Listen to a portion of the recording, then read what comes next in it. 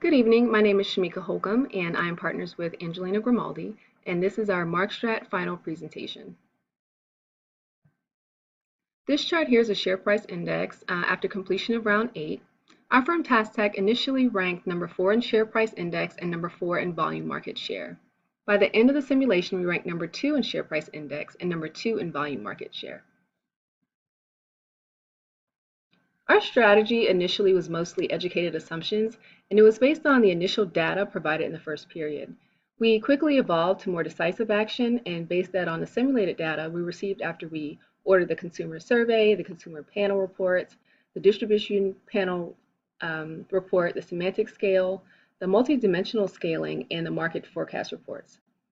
This data allowed us to make sound decisions in our production plan, our pricing, and advertising.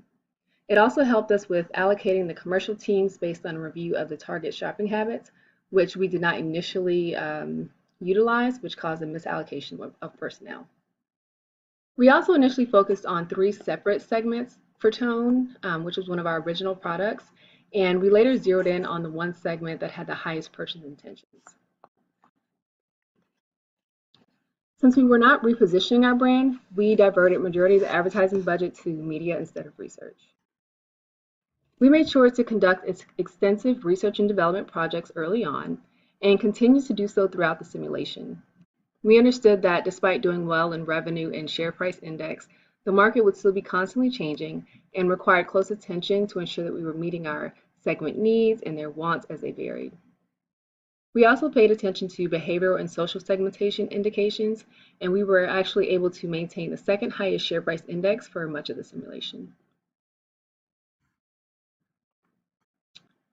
Next are our weaknesses. Initially, tops was not very well perceived by explorers, which was a target segment at the time.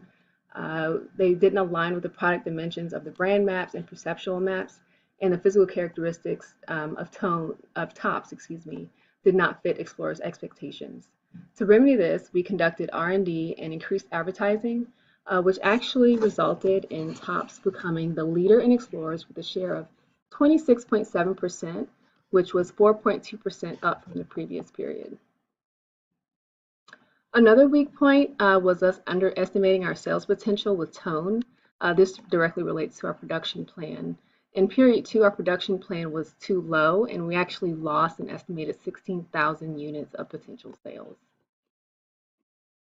Lastly, the cannibalization. So unfortunately, we watered down our sonite market by introducing a third product instead of investing in the 2 that we already had. After we reviewed the market forecast, we saw that the Explorer segment was expected to diminish, and so we decided to try attracting the Savers market with a new product to meet their needs. This was costly, not only in the required advertising it took for the new brand awareness and research, but it also took away from our other 2 products. Next are our strengths. So our strong points, we actually did really well ordering all the reports in the beginning so that our decisions could be made based on target market evaluations versus assumptions about how the market would respond to our products. As a result of this, high earners, 67% of high earners were aware of our product tone early on, and we had one of the highest awareness levels amongst offerings targeted at high earners. We also utilized the principles of pricing appropriately, and we managed to stay competitive with our price throughout the simulation.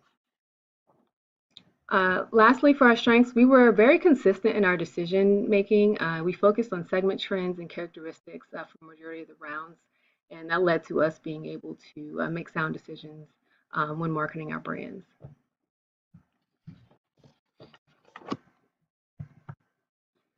So next is how we would strengthen our weaknesses. To strengthen the issue of having too many products in the sonite market, we would instead invest in the organic growth of tops and our cash cow tone instead of introducing a new product. Had we redirected our target segment from explorers to savers, instead of creating a new product to target savers, we might have been able to save money and been able to invest more internally. Also understanding the data and reports. So something else we could do to strengthen our weakness was regarding the reports. We should have done more review on what each of the reports we ordered actually had to offer. And this is just in terms of, having more insight into our business strategy. We failed to utilize completely the competitive intelligence reports and the experiments reports, amongst others. I mean, we ordered all the reports, but we probably utilized only about 50% of them. We simply didn't use the reports that were available, or we just didn't understand the data that was provided. So that's definitely something we would strengthen if we were to continue. Lastly, if we were to begin again, we decided we would invest the entire advertising budget, excuse me. We learned later on that the budget does not roll over, and it kind of sets a tone for the future budgets. Sorry. Hi, our brand performance analysis covers the Sonite market and the Vodite market. Under the Sonite market, we had 4 products. First one was Tone, and it was one of our original products. We initially allocated our budget between the high earners, professionals, and explorer segments.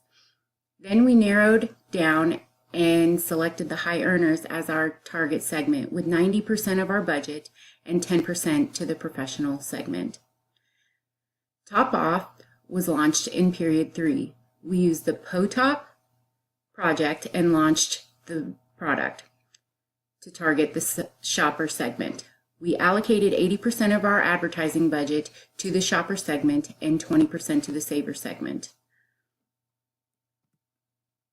Top Shelf was launched in period 8. We launched Top Shelf using the post-save R&D project to target the saver segment. The reason was after reviewing the market forecast over the decision rounds, the saver segment was growing more and more, and we felt that we were missing out on potential profits long term. Tops was one of our original products also. Eventually, we decided the Explorer segment's preferences aligned the most with our Tops product and allocated 100% of our advertising budget to them. Initially, however, we allocated 40% of our advertising budget toward the Explorer segment, 15% towards the shoppers, 40% for the professionals, and 5% towards the high earners. We continuously analyzed the market forecast and noticed that the Explorer segment was forecasted to shrink.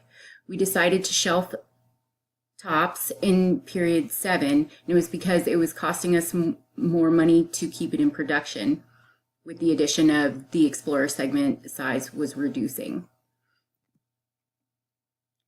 Under the Vodite brand, Techie was our only Vodite product and was launched in period 6. We used the Perform project to structure our product and align with the follower segment. All of our advertising budget was allocated to the follower segment through period 8. After reflecting on the simulation, we felt that we had quite a few reasons for us to rank number 2 at the end. Our targeting strategy stayed consistent. We approached the same way with each decision round. Analyzing the data was our start point before we made any decisions on any of the components. We constantly reviewed the evolution of the target segment's trends with the attempt to adjust ahead and not after. We feel that another main reason for our final ranking is the investment and allocation with our advertising budget. We did not hold back in increasing if we felt that it was needed. To increase our presence in the market, we knew that we needed to expand our product line. By this, we instantly began aligning our current products with the targeted segments to capitalize on the brand awareness. We also began initiating R&D projects to introduce new products to new markets. Ultimately, the primary reason is team cohesiveness.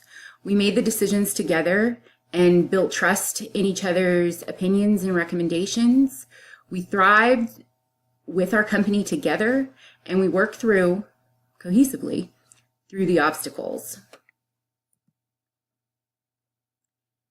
If we were allowed to continue the simulation, we would continue to invest in R&D projects, but not push the projects to create new products. We would invest in organic growth within our current products and wait on launching new.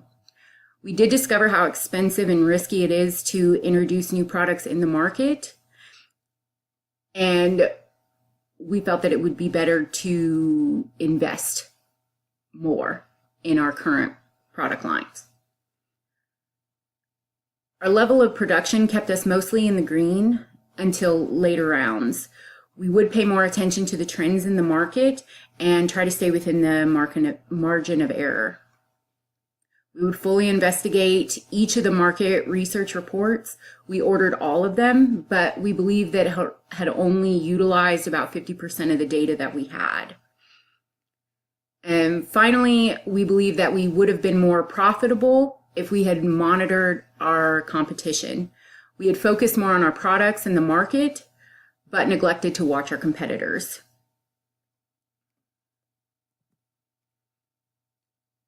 Overall, we enjoyed the opportunity to put our skill in education to work.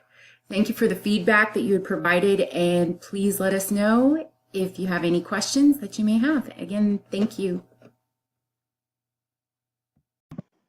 So this concludes our MarkStrat final presentation. And I would just like to reiterate what Angelina said and say that I enjoyed working with my teammate very much, and we enjoyed gaining the understanding of marketing management through the MarkStrat simulation. Thank you very much for your time.